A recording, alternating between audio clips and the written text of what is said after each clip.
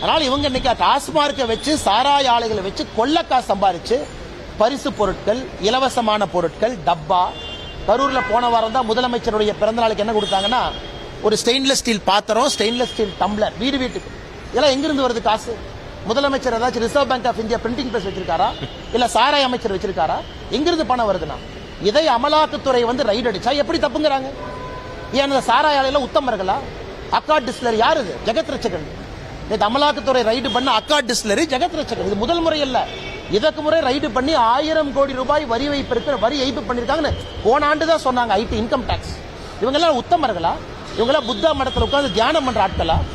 இந்த accord distillery, இந்த கரூர்ல ரைடு ஆனவங்க, சாராய அமைச்சர்லாம் உலகமாக உத்தமர்கள். அவங்களை யாரும் தொடவே கூடாது. அவங்க மீது ஒரு மத்திய அரசை சார்ந்த ஒரு புலனாய்வு நிறுவனம் ரைடு பண்ணா எங்களுக்கு வேற வேலை இல்லையா? நாங்க தான் 3 மொழி கொள்கையை தீர்க்கமா பேசுறோமே, நாங்க திசை திருப்புறோம்.